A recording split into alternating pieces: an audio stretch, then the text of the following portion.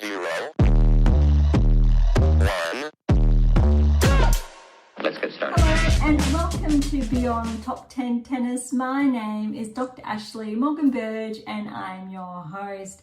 I'm the author of 12 books, a CEO of 13 years, and a elite performance coach of over 19 years, having worked with athletes throughout Europe, the United States to Australia. I'm the world's leading scientist on coach and athlete performance, specifically behind how to develop a top 10 tennis ranking.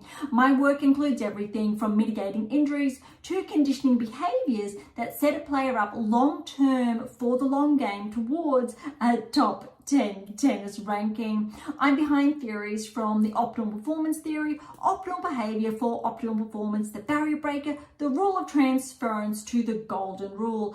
And an additional fun fact is that I'm also the founder of a startup set on data privacy that provides a space for tennis players and others to interact around their game and so much more. As has become custom, each episode we dive into the latest rankings and results on the WTA and ATP tours and deliver new data implications as shared in my latest release, How to Develop a Top 10 Tennis Ranking, with over 120 episodes now to date. Today's insights play its own role, like so many other episodes, in developing the player, parent to coach for that road ahead towards a top 10 tennis ranking. So as always, buckle in and enjoy the ride. Welcome to episode 122, oh my goodness, of Beyond Top 10 Tennis.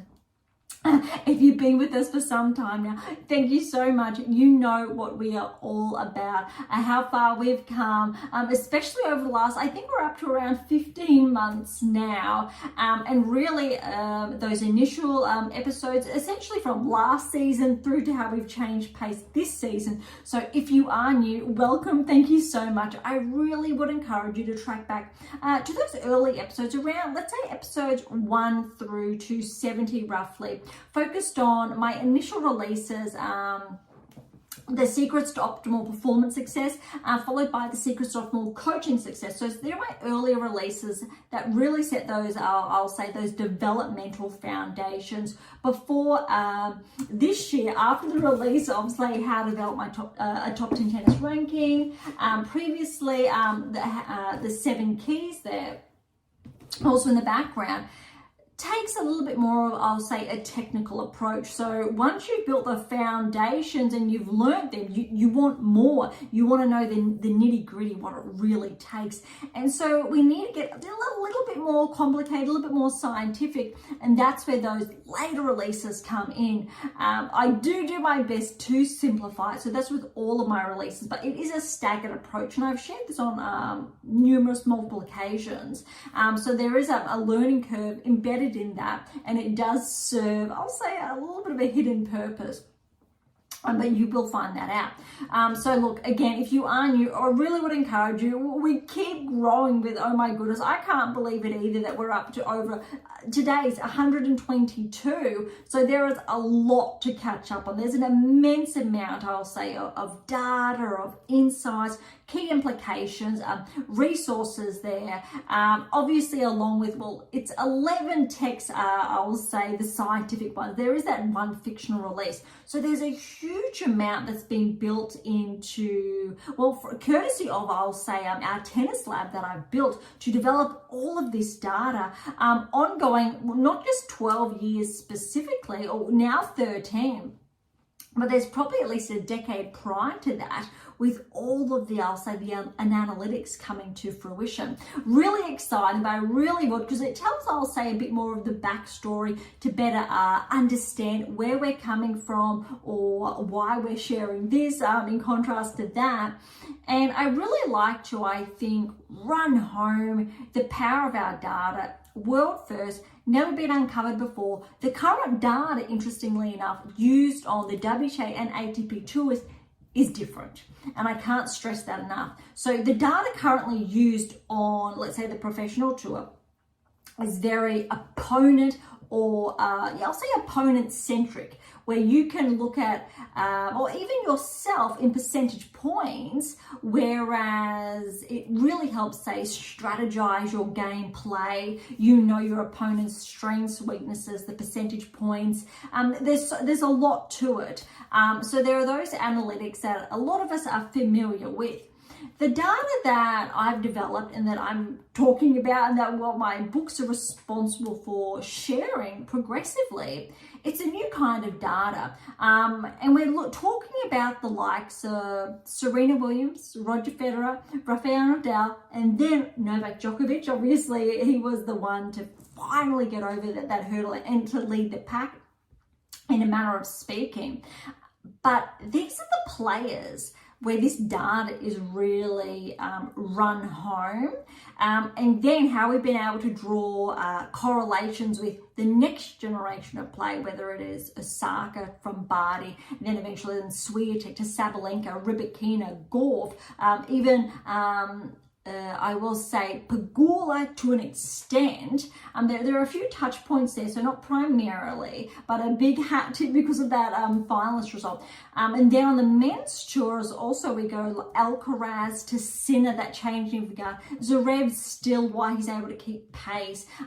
Fritz, within reason, so similar to Pegula there, so we know why those finalist results are not always. Paolini more recently, there is so much data and how we have those direct correlations with the top 10 tennis ranking, but then also then how the work tracks backwards. Go, what level are you at now? This is your point of inception. Head on over to AIM International that really talks about proof of work, for example. What key is applicable to you, where you need to start. So that point of inception, whether you are, say, ranked inside the top 100, or maybe you are still at that club and or academy level, playing local or national events before you're starting to enter, say, the world stage. They're really powerful, but there is a very big difference there. So I really want to make sure we're differentiating the two. This is very new, very exciting, powerful. We have Grand Slam metrics.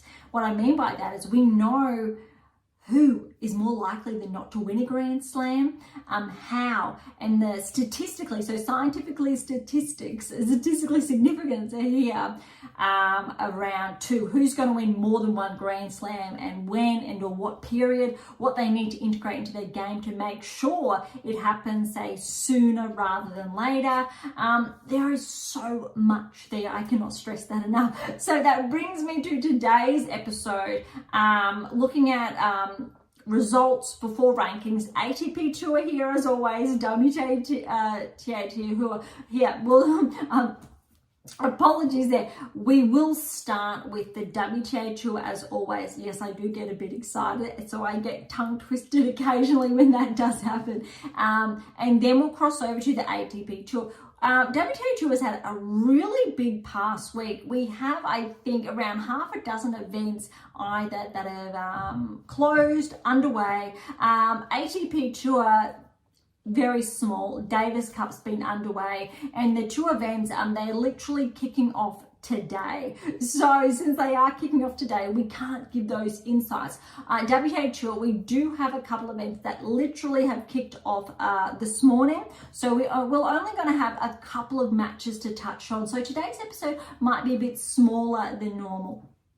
But we do have a lot of events from last week that kicked off on the WTA Tour to dive into, but we may spend a little bit more time today on the rankings and sharing those key progressions. However, again, because the limited number of events that have been underway, and also the most top 10 or let alone top 20 players have not been in action that much the past week, we won't have much to share until more likely the next fortnight, a little bit next week, and then more so when we get underway. Although there is a 500 underway on the WTA Tour. Other events are primarily 250. We do have some smaller events we will have a little bit of a peek at today. All right, so let's get started. WTA Tour, we are going to kick off with, I will endeavor to pronounce this correctly, event in Slovenia, the Saravatlanica Sava Ljubljana Open. So that one is in Ljubljana, Slovenia. I will just underscore this and include in the episode notes the event in Slovenia, because that was a very big tongue twister, and I apologize for the mispronunciation. I am so incredibly positive that I have mispronounced that. So, okay, we did go through last week, round of 32, and we looked at the players underway. Noteworthy, for example, Paquet, number 1 seed, and she did go down in the first round. All right, so let's have a look at round of 16. So second round, a smaller event. Jones and Masenko. Jones with the win, 7-5, 6-1. Jimenez Kasatina over Paoletti, 7-5, 6-1. Belgique, the 4th seed, fell to Jimchuk, 4-3. Teichmann over Kudermetova, the 8th seed. So very good win there, 3-0. Seidel, the 5th seed, 3 sets win over Fida Bluda, 4-6, 6-3, 6-1. Danilovic, 3rd seed over Kraus, 2-2. Bran Akio over Soboleva, 7-6, 6-love. Paris Diaz, the 2nd seed, with a good win over Oz, love and 1. Noteworthy, before we head on over to the quarterfinals, you may not be familiar with a lot of these names. We do have a lot of, I'll say, those smaller events this week. So typically we're seeing players, let's say, ranked predominantly outside the top 80. There is a lot ranked outside the top 100. And typically, if you've been with us for some time now, you know that we don't essentially focus on players ranked outside the top 100. Sometimes we do, not very often. We wait for that initial threshold to be crossed. This week's a really good opportunity to share, let's say, these players that are starting to progress, because what's really important, and you've heard me share this, the best part of the last 4 to 6 months is Schneider. Schneider was one of those players ranked or playing those lower events. And look at her now inside the top 20, and how we were saying she's tracking, and it was really exciting. Palin is another example. However, she was already ranked, let's say, inside the top 40 when she was making those inroads.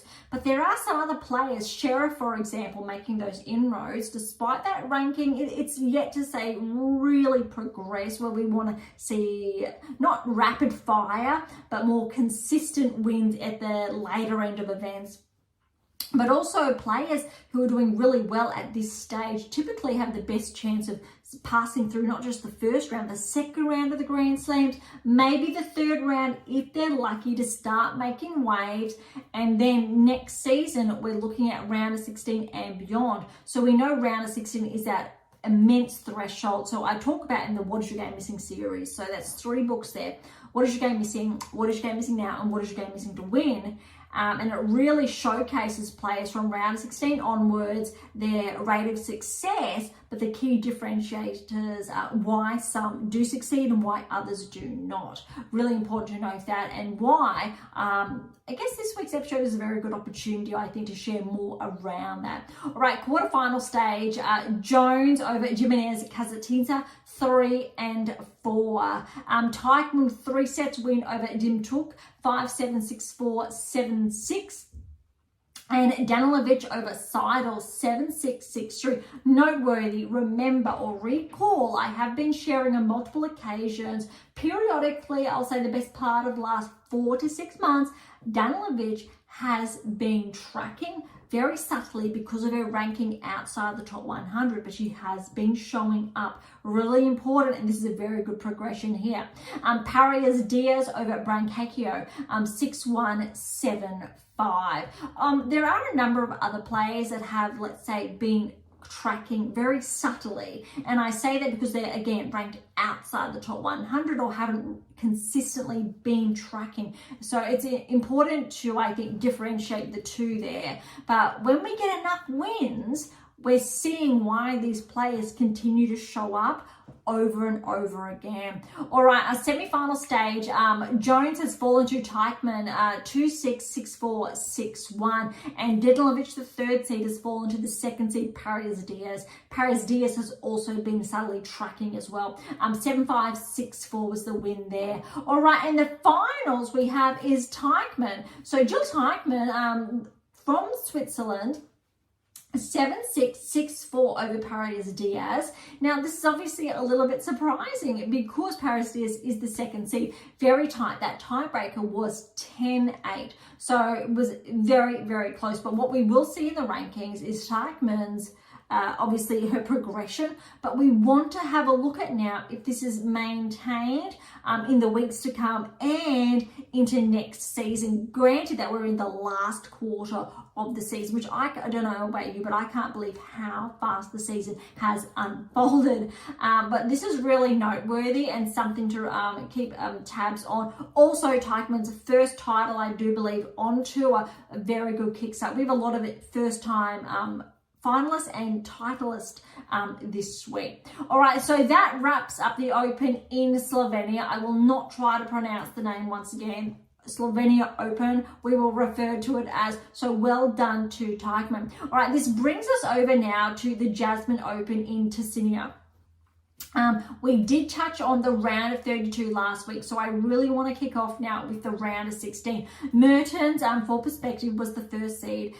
She is in the round of 16. So Mertens, Lice faced off in the round of 16, or second round if you prefer. Lice with a very big upset here. 1-6, 6-2, 7-6. That tiebreak there was 7-4 or 10-4. That's very noteworthy. Very good performance from Lice. And that, I think, is a very good indicator of what's to come. All right, Somnes with the win over Minen, the 6th seed, 6-4, 1-6, 6-4. Parry, the 3rd seed, has fallen to Starobresta, 4-4. Cartel, good win over Hontama, 2-2. Bronzetti, the 7th seed, over Lee, 4-6.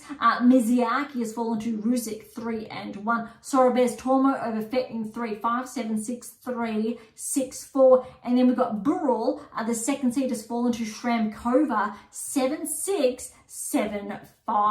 All right, quarterfinal stage. Lice is continuing her run. Good win over Sommes, 5-3. Stadabosiva has fallen to Cartel, 7-6, 6-2. Bronzetti, the 7th seed, good win over Ruzik, 2-1. Sorobes Tormo has fallen to Shramkova. So Shramkova with the win, 1-6, 7-6, 7-5, 7-5. That is a very close win there. All right, on to the semi-finals. Lice had to retire, unfortunately, over Cartel. Good, big week. However, a little bit concerning when we're seeing this. We see it early in the season. We saw a lot of it mid-season.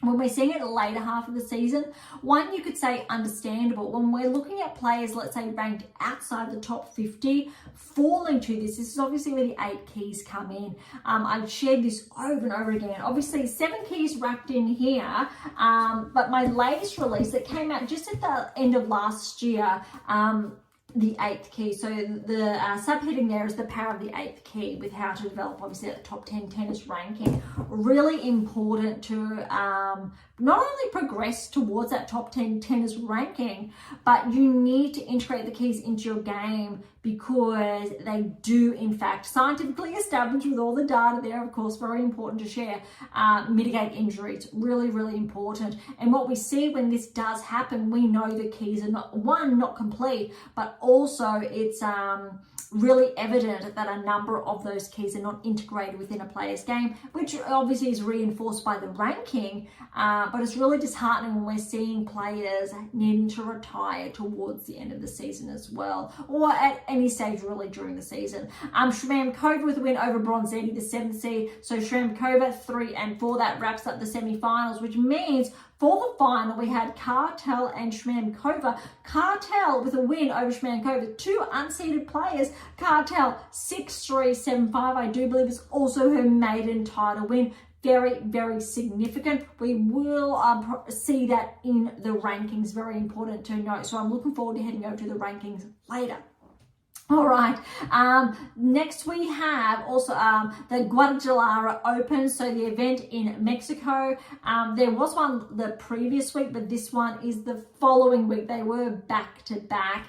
This one was the bigger event. Ostapenko was the number 1 seed here. However, she did get a bye first round. Round of 16, we are up to Ostapenko faced Tasuk in the second round, and Stoic with a very good win over Ostapenko. Big upset there in 3 sets, 6-3, 5-7, 7-6. That tiebreak was 1-2 love.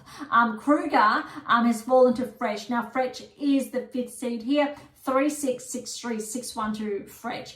Garcia, the 4th seed over Shiobahara, 7-6, 7-6, 3 and 5 respectively in those tie breaks. Boskova, the 6th seed with a good win over Stefanini, 2 and 1. Kudermetova, the 7th seed, has fallen to Osorio in 3, 7-6, 6-7, 7-5. Rakiamova has got a good win over Azarenka. However, unfortunately, Azarenka had to retire.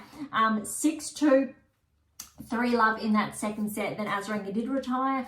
Really, I think disappointing. We do know Azarenka has had a big season in contrast because we're talking a top 20 player. But irrespective of your ranking, we know.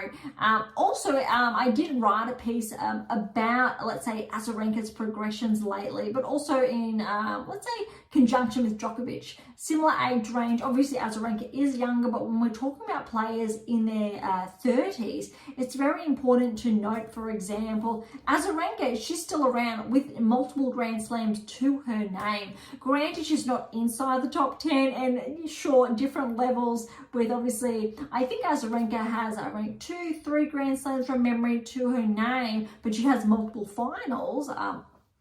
But obviously we know Djokovic is a lot more than that. That said, longevity really is key and maintaining that. So we know Azarenka has that 7 keys. Probably at this stage, 5, 6 we're teetering on, and for her to progress back inside the top 10, she needs that 8th key more firmly solidified in her game. All right, Trevisan over Zarazua, 4-3 to Trevisan there. Gadecki, huge upset win over Collins, the 2nd seed, 3-3. Gadecki actually is from the southeast. I am based on the Gold Coast in Australia, and I do believe Gadecki is also based here, Gold Coast, Australia. However, we're not as small as some may think.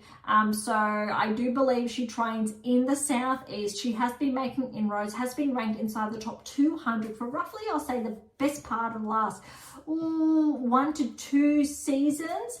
And she has steadily been tracking, but this is a very significant breakthrough. She's been ranked outside the top 100, 150, has been getting closer, 140, 130. Haven't been tracking Gadecki as much because of those results as consistent when I've just touched on top 100 and beyond. Collins, although we know she's not playing at her peak after the US Open, that was surprising. She's at the tail end. She's only got a couple more tournaments left, I think, of her career. However, there is a surprise in store later for the rankings for Collins. Ironically speaking, that she's lost first round, but very good win nonetheless for Gadecki here. Very, very impressive. Okay, on to the quarterfinals now. Frech with a very good win over Stoic, who we've obviously just touched on, a 4-3 win to Frech. Garcia with a win over Boskova, so 4th and 6th seed respectively. However, it was a walkover there for Garcia. Osorio over Rakhimova, 7-6, 6-2, and Gadecki is keeping that going with a good win over Trevisan, 6-2, 3-6, 6-1. Now, keep in mind, Gadecki is, I think at this stage, the lowest ranked player in the draw, or let alone the quarterfinals. She was not expected to get past the first round where she upset Stevens. Huge win. Then she's had a huge win over Collins, huge. And granted, Trevisan's not ranked inside the top 30. She has still been showing up this season, not quite tracking, but still has been showing up, which is very important. So a very, very good win in 3 over Trevisan. Really needs to be, I think, highlighted there. All right, our semi-final stage, Frech, huge win over Garcia, former top 10 player. Obviously, we know Garcia. I do believe she's still inside the top 30. Hasn't had the best season, but still a very good player. Frech, however, noteworthy, has been tracking. 7-6, 7-5 win to Frech. Very, very exciting. And how's this? Gadecki over Osorio, 2-3. Now, Osorio has been tracking more so in contrast to Gadecki this season.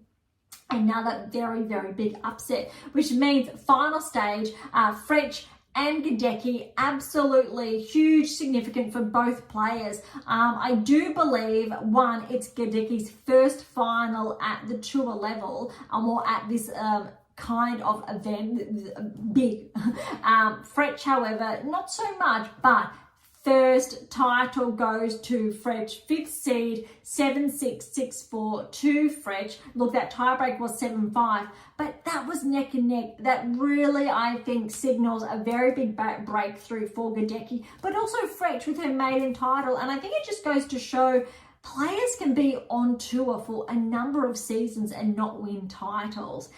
Fretch has finally got that breakthrough, which is really, really exciting, equal parts rewarding. Well done, ladies.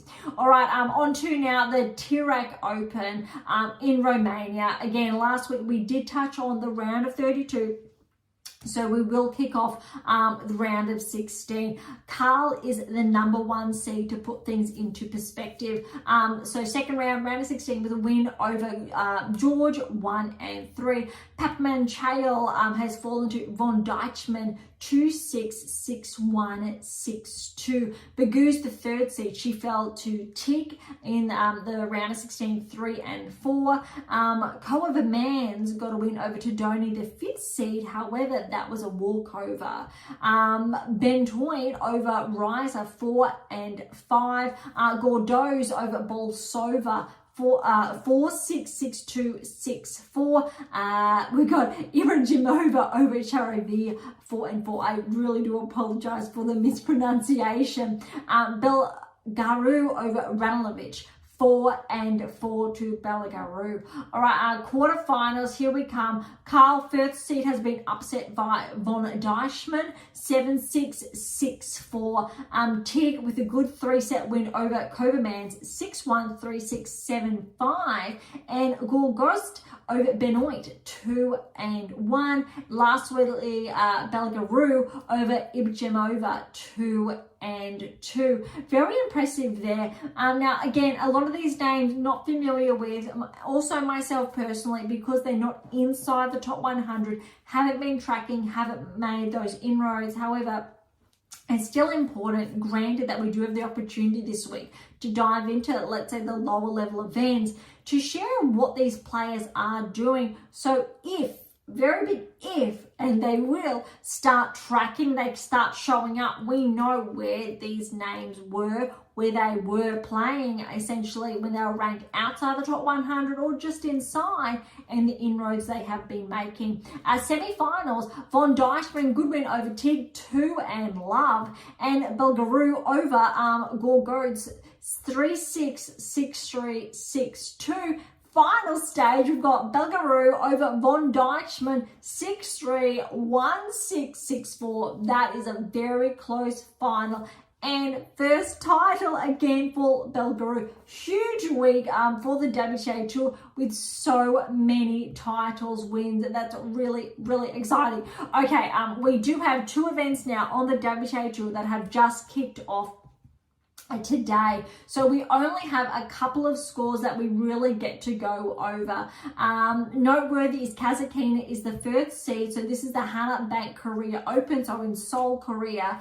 Swiatek was set to play, but I think it's understandable. I think she's taking that extra week off, granted the season that she has had.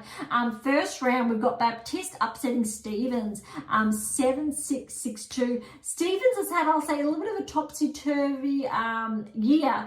Granted, I think we know she's got that Grand Slam to her name. I think she was more closely towards the top 30 beginning of the year, has slightly been regressing in the rankings, but still has been maintaining that ranking inside the top 50. But well done to Baptiste. She will place Kazakhina in the second round, round of 16. All right, as we speak, Stearns and Raducanu are playing. Raducanu's leading 6-5. However, a short time ago, when I did take a sneak peek, Raducanu was leading 4-1 and looked like the first set was going to be done and dusted. However, Raducanu is serving at this stage for the first set over Stearns. it looks like it might be a little bit more tighter than anticipated. All right, Rus with an E has fallen to Yuan, the 8th seed, first round. So 4-6, 6-2, 6-2 to Yuan. Yuan will play the winner of Raducanu or Stearns. We're very interesting to see how that match does play out.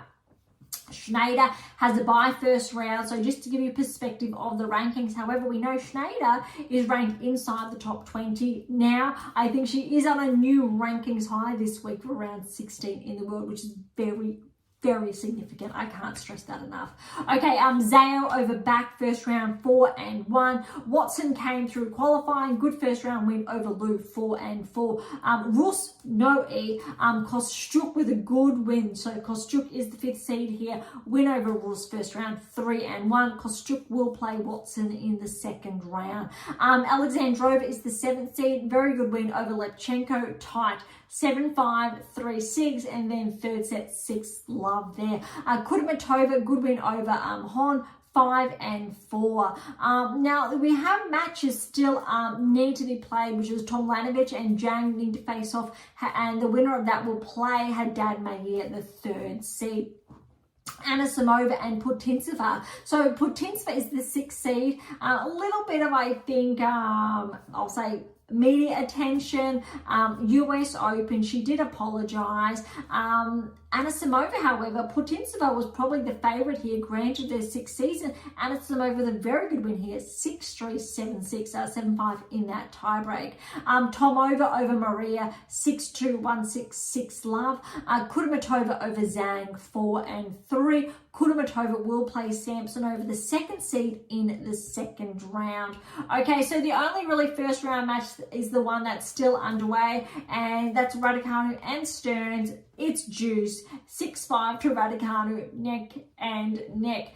Okay, that brings us now to the Thailand Open. We do have a number of first round matches that have been completed, but not all of these matches. A little bit low. I believe the Thailand Open is a 250 event.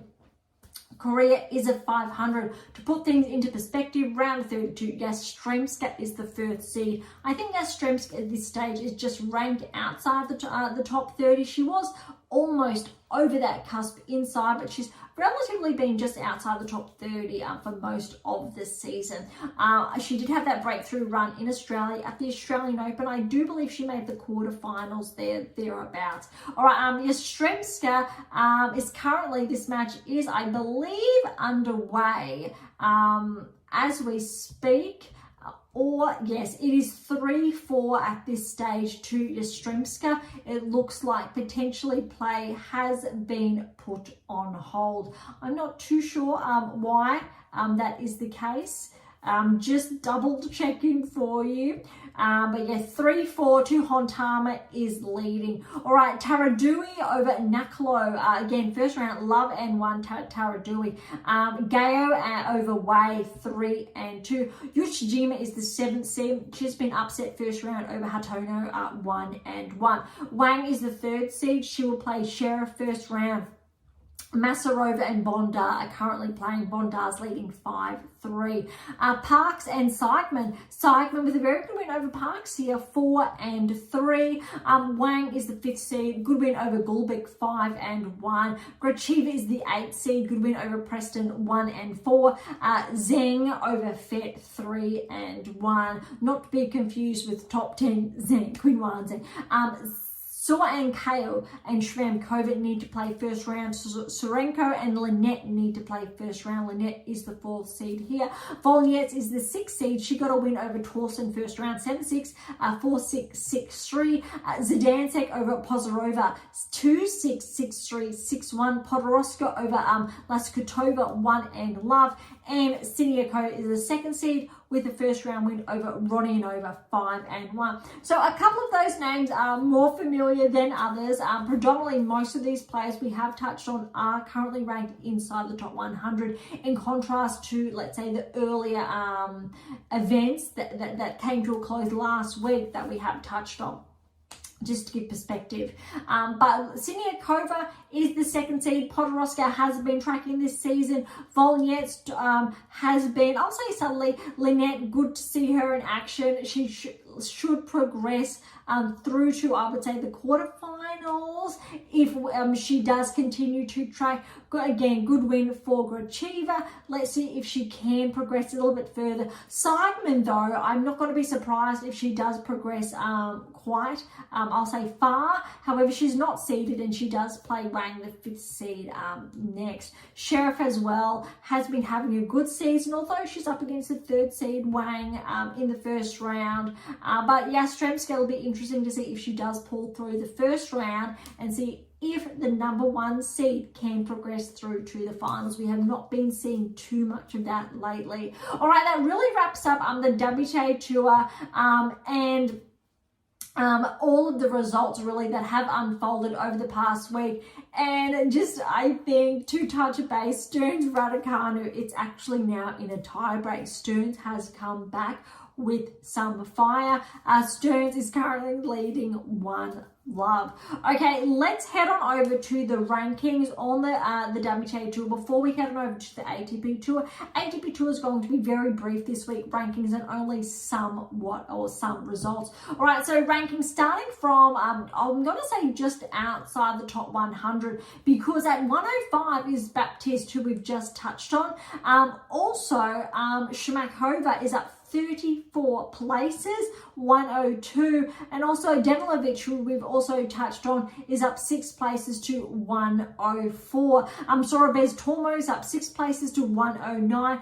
Lies is up 14 places to 112, and all Stadabestiva is up 12 places to 118. So just to cut that off at the 120 mark, to ensure we don't get too carried away. But that's noteworthy to know that there's a number of players that we've touched on this week just ranked outside the top 100. All right, inside the top 100, Shmidlova is 100. She's regressed 2 places. Remember, Shmidlova is the she played Swiatek at the Olympics for the bronze medal. Obviously, Swiatek came away with that win, but Shmidlova was, let's say, that surprise packet, but no points there. So unfortunately, her ranking has been taking a slide. Cartel up 55 points. That is huge.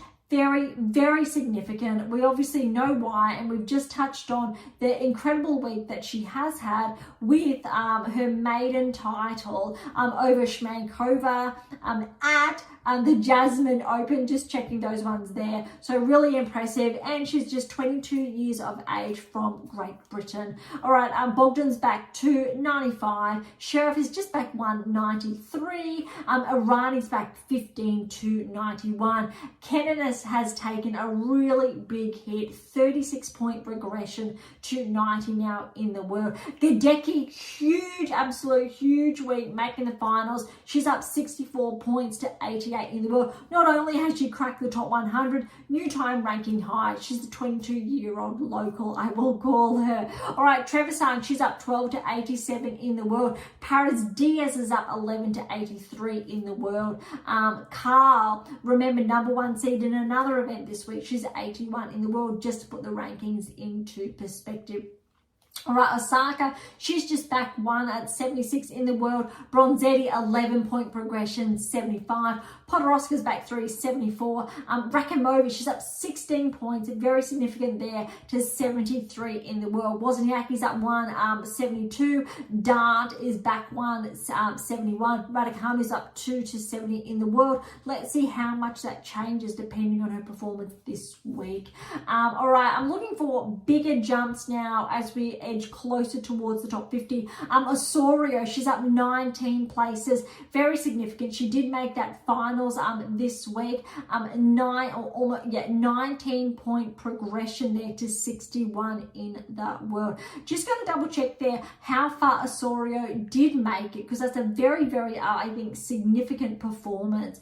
And there have been a number of events that we have touched on over essentially that have unfolded the past week. And yes, so she did fall to Gadecki in the semi-finals, but that just goes to show how well Osorio played, because it also was unexpected.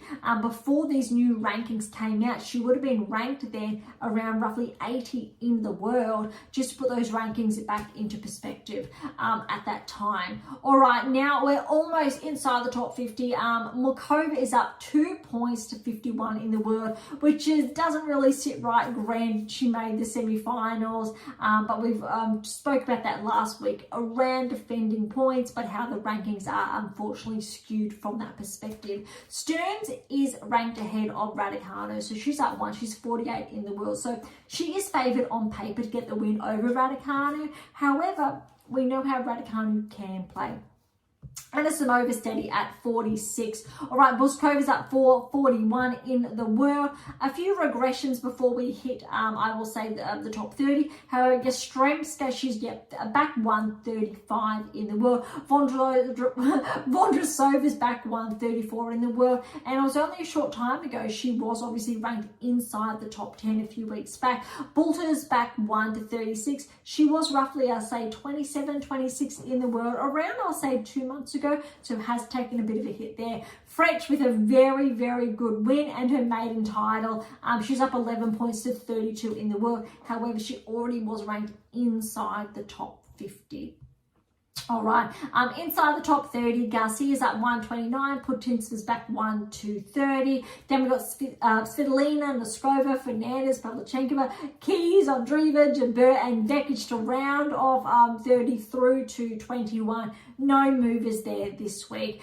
Through to the top 20, towards the top 10, the only movers really is Haddad Magee is back 1 to 17, and Schneider has progressed 1 to 16 in the world, which really is a new rankings high for her. All right, when we're looking at the top 10, interestingly, Krejcikova, my apologies, is back 1 to 11 in the world. So she has been bumped outside the top 10, and that really underscores the 2%.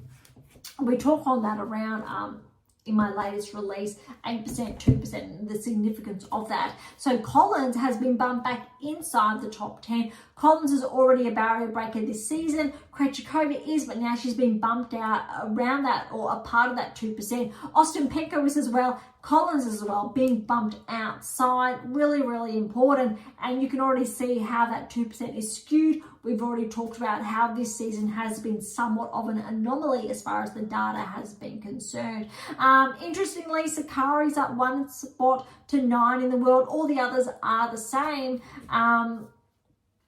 No one was in action this week other than Collins, and she lost in her first round. I'm going to guess her bye that she got did bump those points, even though none of these players have been in action. Ostapenko obviously was in action, did take that initial win, and then obviously did fall earlier on, but she's still steady at 12 in the world. We've got Swiatek, we've got Sabalenka, Pegula, Rybakina, Paolini, Gork, Zen, Navarro, and then Sakari and Collins. I won't share, I think, or won't dive in more about that. I did share a lot of that last week, but we did take a little bit of a detour and really dive into a lot of the players that a lot of us may not be familiar with or are unknown, to really, I think, put the spotlight on some very new players to see if they do continue to show up in the weeks to come, or where they really do, I think, progress in the rankings as well. All right, that really wraps up, I think, the WTA Tour. So it's time to head on over to the ATP Tour.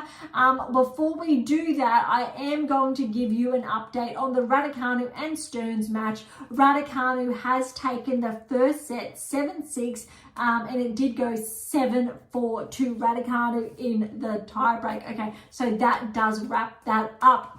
WTA Tour done and dusted for this week. We will have to catch up on those results in next week's episode.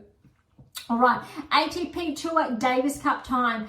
We did touch on last week the results on, I will say, day 1. And then we got to see the lineup for day 2, but we didn't get to see the results. So we're going to look at day 2 through to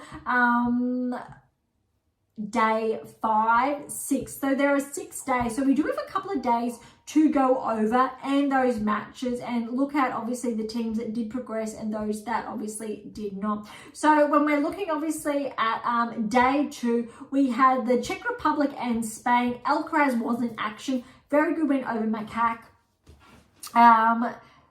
7-6, 6-1. I did pause there because there's been a little bit, I will say, of a confusion with the scoreline because it looks like it was a set apiece.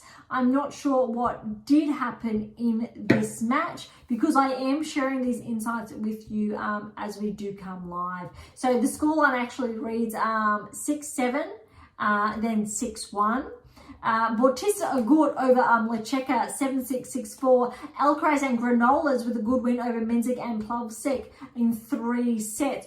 So I am just as stumped as you are. I'm going to say that there's some type of error that has popped up, which is not allowing me to get the live score. But that's actually quite interesting nonetheless. That I'm happy that Alcaraz did play because we've seen a lot of players, I think, not partake in Davis Cup and in other events, but it looks like Alcaraz did get the win there, although the score is the full score, my apologies, is not showing up. I just want to check that for clarity's sake. All right, so Spain did get the win over the Czech Republic. Italy and Brazil here, it looks like Italy has got the win. Arnaldi over Monteiro in 3 sets, 7-5, 6-7, 7-6. Berrettini, good win over Fonseca, 1-6 there. The Brazilians did get the win over the Italians in the doubles.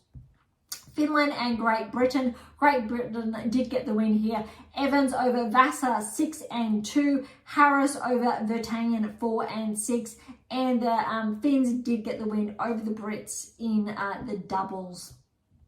United States and Chile were in action. The US with a win over Chile. Nakashima 3-set win over Tabilo 7-6, 2-6, 7-6. And Opelka with a good win over Garin 3-4, 6, 7, 6. And Krajcek and Ram 3 sets win over Barrios Vera and Soto. Well done there to the States. All right, that wraps up day 2 action. A little bit of a, I'll say, confusion there, a bit of a tongue twister.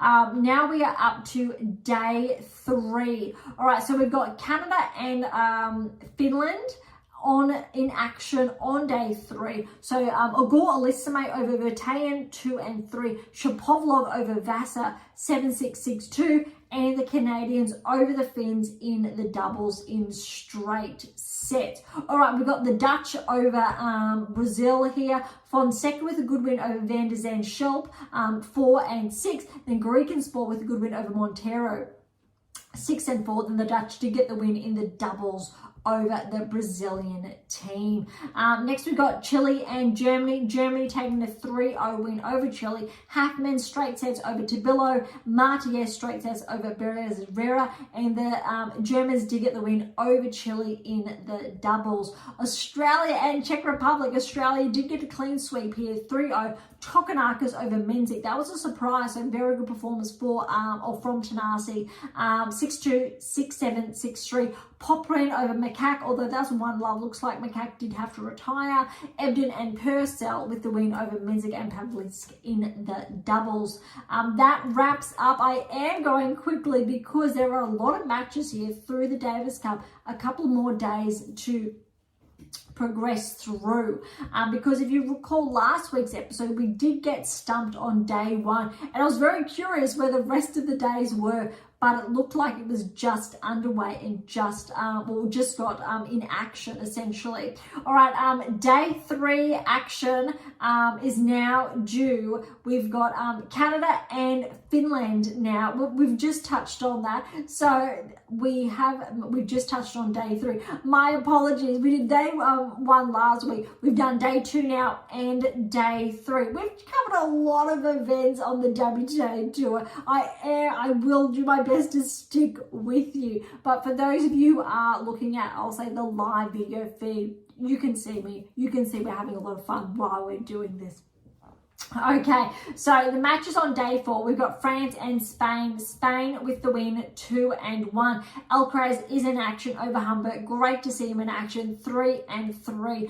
Bautista, a good win over Fils. That is a surprise one there, 2-6, 7-5, 6-3 as far as rankings are concerned. The French team did get the win over Spain in the doubles. Look at this scoreline, 7-6, 6-7, 10-8. And for perspective, that first set tiebreak was 9-7. Second set tiebreak was 12-8. Third set 10-8. That's as close as I think you're going to get. That's ridiculous and amazing in equal parts. So well done, I think, for both pairs, the French pair and the Spanish pair, but that's very exciting. I think that's what Davis Cup's all about. All right, Italy 2-1 over Belgium. Bergs over Caboli 6-3, 6-7, 6-love. Would be great to see Sinner playing. Although we've got Berrettini in action here over Block. 3-6, 6-2, 7-5. Really good win for Berrettini. And the Italians got the win over Belgium in the doubles. All right, Great Britain over Argentina. No, Argentina 2-1 over Great Britain. Seralundo over Draper. That's a very good win for Seralundo. Granted, Draper's huge performance at the US Open, but 7-6, 7-5, neck and neck. Echeverry over Evans. Very good win for Echeverry. Echeverry would have been favoured here, 2-5. However, the Brits did get the win over Argentina in the doubles, 3-5. Last one, I think, for this round, for day 4, we've got the States over Slovak Republic. States with a 3-0 win. McDonald over Klein, 4-3. Nakashima over Kovalik, 3-3. And the US doubles pairing over Slovak Republic pair in 3 sets. However, very tight, 6-7, 7-6, 10-1. Another neck and neck. US pair, Kracek and Ram.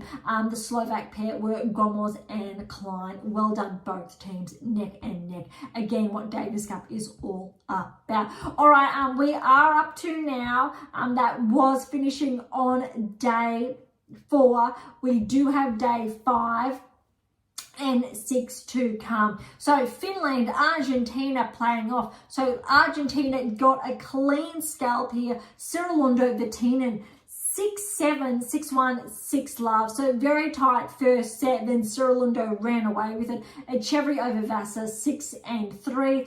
And then the Argentinians got the doubles win over the Finns in 3 sets there. Well done there to Argentina. All right, Czech Republic and France. So Phil's very good win over Lecheka, 7-6, 7-5, 6-4. Menzik over Rindenek, 2-6, 6-3, 7-5. And we got the French over the Czech in the doubles, 7-6, 7-5. Belgium and Brazil, Fonseca over Collignon in 3 sets, Montero over Bergs in 3 sets, and then we've got the Belgium team over Brazil in 3 sets in the doubles. Brazil has won that tie 2-1. The States and Germany, so 2-1 there. Nakashima got the straight sets win over Martia. Opelka, 3 sets win over Squire, and then the Germans did get the win over the States, 6-1, 7-6, very, very clean there, but the win does go to the States. All right, that does wrap up day 5 action for the Davis Cup, which means we do have day 6 left, which is very exciting. All right, and this really wraps up. Obviously, we know who are in the finals that are set, I believe, in, I want to say December, could be November. All right, so we've got Slovak Republic and Chile. Chile has got that win just 2-1. Garin over Gombos, 2-6, 6-1, 6-2.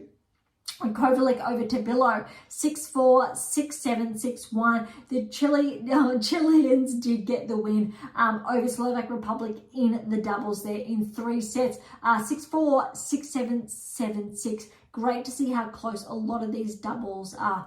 All right, Australia and Spain. Unfortunately, the Aussies did fall to Spain. And obviously, I say unfortunately because we are based in Australia. Carino Busta got a very good win over Thompson. Very tight, though. 2-6, 6-2, 7-6. That tie break there, we will say 10-3.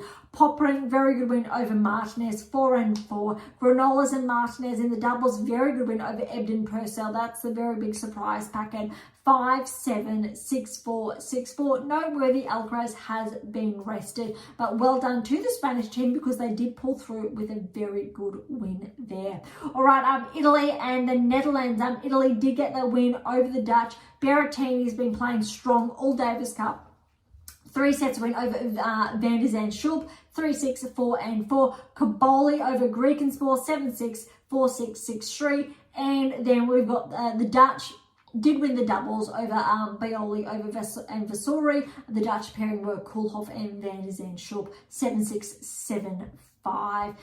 Last team to touch on is the Brits, or are the Brits, and Canada. Canada with a 2-1 win for the tie. Agor Olisame over Draper. That is a very, very big win for Felix. However, Felix is ranked, I believe, ahead of Jack in the rankings just ever so slightly. But look at this, 7-6, 7-5, 10-8 in that first set tiebreaker.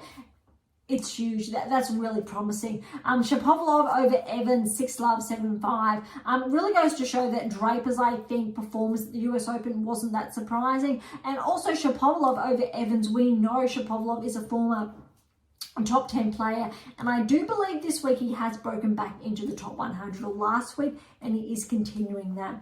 And the doubles, the Brits did get the doubles. Patton and Skupski, 7-5, 6-4 over Diallo and Galanu for the doubles pairing. All right, a lot of that was a tongue twister. I apologize. We did have that little overlap there of those days, but we did catch it just in time. Wraps up Davis Cup. I think when we're looking at, if it is going to tell me, Davis Cup finals with the group stages have been wrapped up. So the Davis Cup finals should be, I will say should be, before, well, they will be before the season's ends, but when we're looking at the group standings, if they are going to show me, they're not going to show me, so I'm not going to share further insights from that. When they do come up, we will touch on that. I do believe we do have, not underway this week, but the following week we will have Labour Cup, so that is another teams event. Obviously no points are on the table there. All right, the events this week on the ATP Tour, none of them are underway. They are literally getting underway tomorrow, so depending on when you do tune into this week's episode. But we do have the Chengdu Open in China that is kicking off, and Mazzetti is the #1 seed. We will go over first round pairings. Conovan O'Connell, obviously Mazzetti with that bye first round. So and Sang. Manarino is the 5th seed. Jarry's the 3rd seed. Walton and Klein first round. Kovacic will play a qualifier. Sanigo is the 6th seed and he'll play Daniel. Mapesh Perikat is the 7th seed. Will play Sun.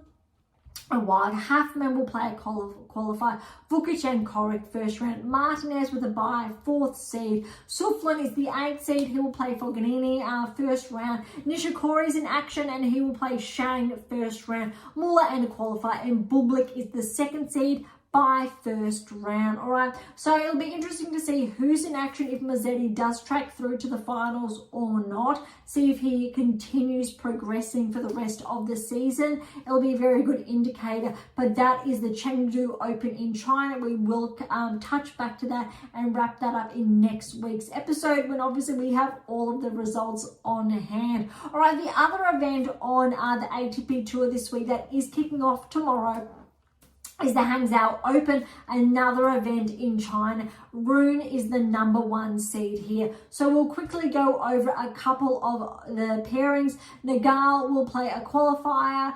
Silic does have a wild card here. Great to see Silic playing some of these events. So Silic and Shibata. Nishioka, the 8th seed, will play Martier. Nakashima is the 4th seed with a bye. Wu will play a qualifier. Drumer and Rinki Hijata. Nadi will play the 7th seed, Marazan. Zhang is the 6th seed. He will play a qualifier. Bellucci and Karatsev. Karabalas Baina will play Mute. Echevry's the 3rd seed by first round. Darderi's the 5th seed will play Kukushkin. Shevchenko will play a qualifier. Boo and Gaston. And Kakanakov is the 2nd seed. Okay, that wraps up really the ATP Tour this week. They don't have any tournaments underway. They do kick off, well, tomorrow essentially. So let's head on over to the rankings. We won't see too much movement, granted that the Davis Cup has been underway, but let's have a look, obviously, at the top 100 that we will focus on. All right, Komsan is 100. He's had a 9-point regression. Not too sure why, but obviously there have been some smaller events in between or across the past week where points, I will say, have not been defended. Other jumps, we've got Hales is up 10 points to 98 in the world, which means he's broken into the top 100. All right, Korea has a 14-point regression, 93 in the world. We've got some small movers, 1, 2s in this ranking range. Hajaka's back 4 to 81 in the world. Fognini's up 1 to 79. O'Connell, good jump to 12 places to 75 in the world. Kokovic is up 1 to 72. Mostly steady, I will say, outside the top 50. But when we do get inside the top 50, we're not seeing too much movement. Navone is back 4 to 40 in the world. Nakashima's up 1 to 39 in the world. Greek and Spore, Leonard Strum are both at 1, 38 and 37 respectively, and so is Lecheka's up to 36 in the world. Most players outside the top 30 have really stayed the same predominantly, aside from those big jumps, which isn't well, it's not expected due to the smaller schedule on the ATP Tour across essentially the past fortnight. Inside the top 30 through to the top 20, no moves, but noteworthy, however, so a slight correction in the rankings. Draper, he has been pushed to 20 in the world, which I did touch on last week, although Felix is 21 in the world, and that's why really great to see how close their matchup was there, although Ogor Elisame with that win. And look, Phil's is top 20 as well, so he's been in action, no points there. Jarry's been in action, 28 in the world, and Thompson's 29 in the world. So it's great to see a handful, I'll say, of top 30 players in action, some top 10, some top 20, but really good to see. Obviously Humbert, for example, and obviously Alcaraz too. All right, inside the top 20, literally no movement over the past week, no movement when we're looking at the top 10. But look, Sinner Zverev is holding on to the number 2 in the world. There's roughly, I will say, less than 100 points separating Alcaraz and Zverev, although none of these players are in action through China this week in either event. So we're not going to see too much movement when we're looking at the top 10 with none of these players essentially in action. We do obviously have players outside the top 10 that are in action over the past week. Rune, for example, and Mazzetti are in action. So I think it's going to be really interesting to see, I think, who progresses and how they are falling. Obviously, Mazzetti is 19 and Rune 14 in the world, respectively. And I'm really looking forward to the bigger events getting underway in the weeks coming to see really what's going to be impacting the rankings, especially when we're looking at wrapping up the seasons. The season, which is essentially going to happen over the next, I will say, 8 to 9 weeks, because we don't have too much of a downtime. But when we're looking at, we have half of September left, and really October and then November, though some players do take off. We know Jabeur, for example, WTA Tour has called her season early due to a shoulder injury. When we're looking, I think, at ATP Tour, not too sure if Djokovic is going to be in action for the rest of the season. We know Hurkacz has slightly been out, so it's going to be interesting to see, I think, who's in form, who's going to take the season off early to kickstart, I think, their off season, and really see how the rankings do fall. All right, that wraps up today's episode. It actually went a little bit longer than anticipated, but thank you so much for listening. To grab your copy of my new release, How to Develop a Top 10 Tennis Ranking, or the 7 Keys, or any of those other texts, head on over to AIM International or Amazon, irrespective of where you're based in the world. I am hoping that there is another text there come the end of the season or thereabouts, but I will keep you up to date. For any comments or questions, head to AIM International or Topic Thread, the social platforms set on data privacy, or leave comments directly on YouTube or Spotify. To interact with Beyond Top 10 Tennis, head on over to AIM International, or you'll see all of our social handles in the episode notes. To catch up on our blogs, head on over to AIM International and look for our blog tab, or head on over to Substack with all the links again in the episode notes. For something different, head on over to Pink Octopus Books with my fictional releases, just in the background over there. For something left of field, visit Spruik for some random polls. Would love your feedback there. And of course, if you enjoyed today's episode, please subscribe, like, share, all of the above would be absolutely phenomenal. For those of you who are interested, as always, we do have scholarships available on AIM International, as well as options to work with me exclusively to optimize your performance and to nudge you closer towards that top 10 tennis ranking. So, as always, don't be shy and come and say hi. Okay, on that note, thank you so much for listening. I'm so incredibly grateful. I am your host, Dr. Ashley Morgan Berge, and this is Beyond Top 10 Tennis, and I'll see you next time.